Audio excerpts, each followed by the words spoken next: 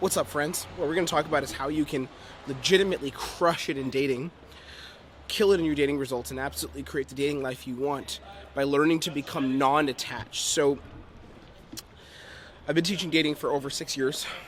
I've worked with clients all over the world as a lifestyle consultant focused on dating, communication, and relationships. And something that I've seen is a lot of guys actually sabotage the potential results they could have with women simply because they have a massive level of attachment, right? So attachment means that they assume that every little thing that happens, every little bit of negativity, every little thing that goes wrong in the interactions is simply because of them. And what I'm going to do here is break down to you how this idea of non-attachment and learning to remove what does this mean about me, that idea will actually help free you in your dating interactions, where you can literally create the kind of relationships you want with women with ease, be effortless, and overall live the kind of dating life that you want. Because I think a lot of times we're trapped in this paradigm of cause and effect, but we're usually at the effect. So it's like something happens, I must have caused that.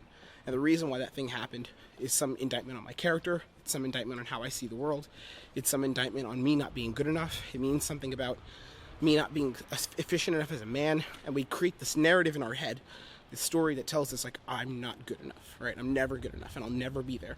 Because look at where they are, look at where their results are, look at how they're doing, look at the things that they're creating in their life, and I'm not there.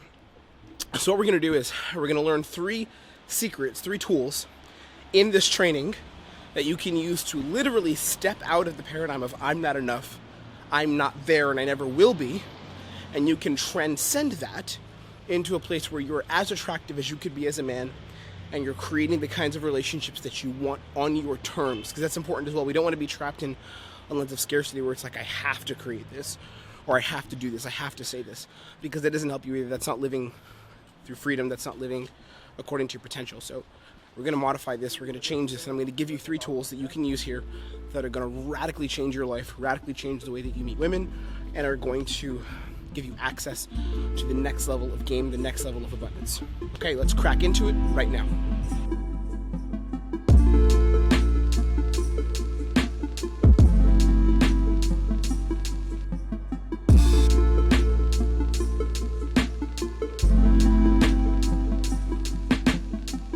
The first idea we're going to talk about is the idea of non-attachment. So understanding that just because something happened that might be negative, something that happened that might be distasteful, it doesn't mean that that situation is directly related to me. And I'll explain something. This is a bit weird. It's this little weird phenomenon, and it's attached to your ego, where basically what we do is we tend to associate all negativity that happens with us, because what we want to do is we want to confirm that our reality is true. So let's say that you believe, let's use business as an example. Let's say that you believe that making money is difficult. And I'm subject to this in my own business. As I learn to scale our business, as I learn to work with more clients, I've dealt with this as well and have learned to clear this with my mentor. So let's say that you believe business is difficult and making money is hard and money is not available to you. And you get in a sales call with someone who's interested in maybe doing some work with you, paying you for a certain service, working with your product, something like that, and the sales call doesn't go through. What you're going to do is you're going to reinforce that thought more, and you're going to literally unconsciously do it on purpose, just to tell yourself that my view of the world is actually true, that it is difficult. In fact, I have someone in my life right now who does this very frequently in his relationships, where he'll say, because I haven't experienced, let's say I've gone out 2 or 3 times in a week, I've had a few girls that were attracted to me, but I didn't really take anyone home, nothing really intimate happened, and he'll say, it must be a product of who I am as a person, which means that I'm not ready now to experience success. And he'll get into this thought loop continuously over and over and over again. And what it does is it serves him, and it really reinforces to him that he's not actually enough. So it creates this thought loop, it creates this feedback loop, it creates this pattern where you're like, not enough, not enough, not enough, not enough, and it becomes what it is. Conversely, that same friend always tells me, he's like, Tim, you're so delusional, you're so delusionally positive, like you think nothing's ever going to go wrong. I think every girl's attracted to me, I think money's always there, and I'm still learning the money thing, but with dating, he's like, you think every girl wants to fuck you, like, all this stuff. But again, the reason why is because I'm creating a loop for myself, a loop based on what reality I would like to believe to be true. I allow that reality to exist in my head, okay? So this is the first lesson for you here, the idea of non-attachment. Instead of attaching yourself and saying, I have to follow the narrative of what I would like the world to look like for me in this present moment to explain what I believe are my shortcomings, my failures, things that I'm not good at. Instead of that, you can hijack it, and when negativity happens, go into a space of positivity, and it has nothing to do with me. What would the other side look like? What would the letting go look like? This is what we call letting go. It's a traditional spiritual term. If you ever read Power of Now by Eckhart Tolle, or his second book, which is actually one of my favorites, A New Earth, he talks about this. So here's what letting go looks like. When something happens that challenges you and confronts your way of the world, you purposely convert that challenge into humor, into laughter, into joy, into excitement, and you say that is going to contribute to the positive things I've got going on, right? So girl rejects you? Haha, that's funny. How could that be funny? How could that be fucking hilarious? How could it be a joke? Right, this is how you flip your reality. So it's where you're not subject to the whims of the socially conditioned narrative of keep your head down, don't be seen, be quiet, like all these things. Instead, the world works the way I want it to, and everything else that isn't within that is just fucking funny. And see what happens, see how this changes. We're going to get into the second point right now. So speaking of this idea of non-attachment, it's not only enough to not be attached. The next level is you have to reinforce positivity. And this is massively important because what a lot of guys do is they'll just do non-attachment, and what they'll do is, like, if a rejection happens, actually the buddy of mine I was talking about is very good at this. A rejection will happen, or something won't work out in his favor with social experiences, with dating, and he'll kind of be like, haha, that was really funny. But then what's the next level? The next level is actually finding the positive and reinforcing it. When I was I was a business incubator that I joined in 2020, and I did about a year's worth of coaching for several, like a lot of thousands of dollars. And it was one of the most transformational experiences of my life, and I learned a lot from it. And one of the big things that I learned was, in my business, when I hit goals, when I hit milestones, even if they're small ones, I have to recognize that by rewarding myself. Whether it's like, if I work with a client for, a couple thousands of dollars, which, by getting to my prices, to that price point, working with a client for quite a bit of money, I would have to reward myself with that, which means maybe go buy a bottle of wine with my wife, go enjoy a night out, go have a great time with some friends, and celebrate that. Or if it's something small, like let's say in a certain week I had a couple people who signed up for a program of ours. Well, what I do, I have to reward myself. I have to celebrate that. So it's not just enough to say I'm not attached to negativity, because that's good, but that's a preventative measure. If you're taking notes, remember this, preventative measure. It's not the only thing you need to do. You also need to reinforce the positive, because what happens is when good experiences come in your life, a lot of times we don't recognize that they're real. So they'll happen, and this would happen in my business all the time. I'd make a bunch of cash. We'd have months that were like 10K, 15K, and I wouldn't recognize that I was actually earning the money. Like, I would see it, the statement coming up in my phone, I'd see it on our accounts, but it wouldn't be like, I'd be like, this is real. I wouldn't say this is a real thing that's happening and I'm actually going to enjoy it.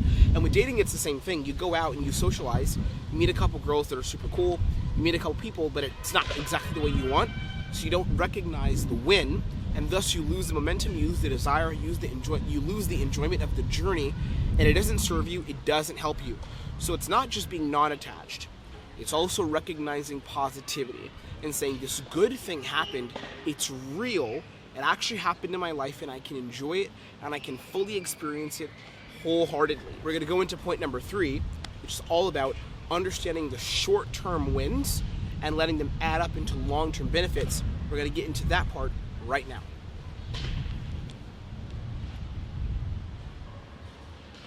Let's talk about understanding short-term gains for long-term results. Okay, so a lot of times what happens is you go out and you socialize and you connect with women and you're like, I want the short-term result immediately. Now, short-term wins are really good for keeping you internally motivated, which means getting momentum, which is like, I'm going to keep going out, I'm going to keep being social, I'm going to keep practicing social skills, all these things. It's really good in the short term, right? But you need to rely on short-term results and short-term understanding of short-term wins in order to make long-term gains in your dating life, in your social life. And if you don't do this, what's going to happen is you're going to go into something that we call plateaus. This is why short-term is really important, because in a plateau, so here's how it looks. So you have the long-term result, which is I want the amazing girlfriend, right? Or I want the quality relationships, or I want the successful dating lifestyle, I want the social lifestyle that's like booming and amazing. Okay, that's the long-term result. Got it. Awesome, amazing. We all want to get this. But then there's also the short term, right? Which is when I go out and have social experiences, what happens?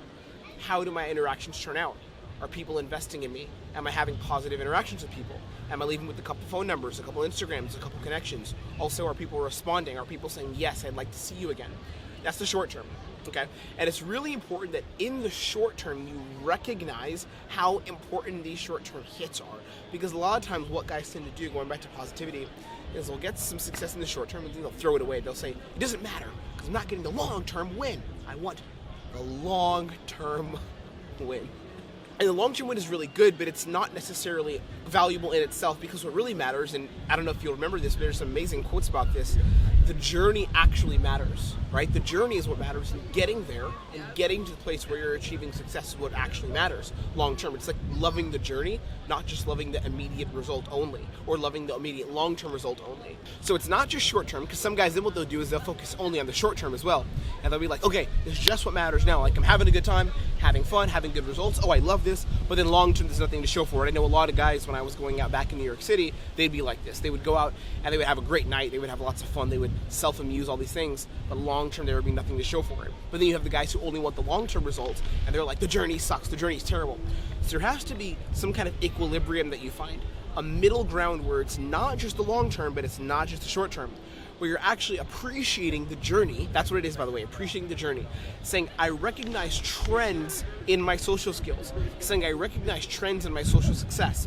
So it's like maybe you go out for 3 weeks in a row, 3 weekends, and there's no girls that are attracted to you, right? That's a trend. That's like a negative trend. We don't want that to happen. It's getting a little bit windy here, but we're going to press on. Or maybe you go out for a couple weeks, and you're having amazing results, but then it falls off in 1 week. That's not a bad thing per se. It's just a one-time thing. So recognizing short-term versus long-term.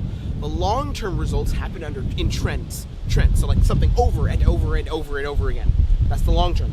And then you have the short-term. The short-term is like, what happened today? What happened when I went out just now? What happened when I went out this week?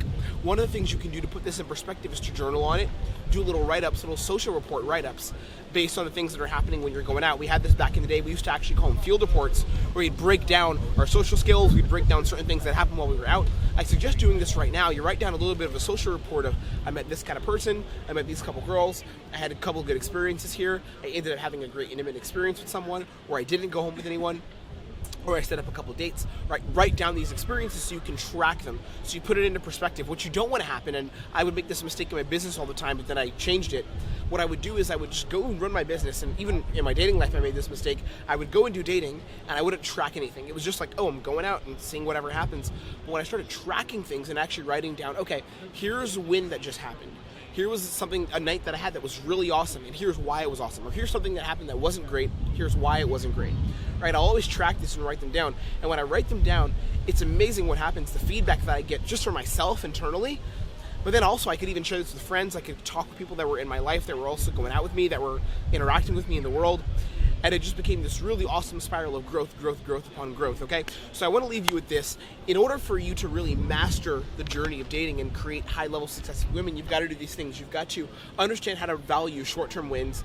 You've got to understand how to look for positivity and reinforce positivity, right? But you also can't get caught up in negative spirals. And you've got to learn that when negativity happens, you have to be unattached. You can't be attached from it. You have to learn to let go, okay? I'm going to leave you there. This is a bit of an off-the-cuff, kind of off-the-top-of-my-head teaching. We're going to come out with some more really, really good stuff in the weeks coming up. I'm going to be vlogging a lot more, actually, here in Budapest. I've also got some travel coming up to New York. I'm going to be doing a couple of live coaching programs. I'm back on that train again after about 2 years off from doing live coaching, so I'm really excited about that. That's going to be fun. Actually, almost 3 years off now. But I'll see you guys in the next video. I'm going to leave you there. Press the subscribe button if this meant something to you, if you're learning and if you're growing from this. Press the subscribe button because there's way more amazing training coming out. I love you. You are amazing. Be blessed. Stay strong. Keep taking action. And I'll talk to you on the next one, okay?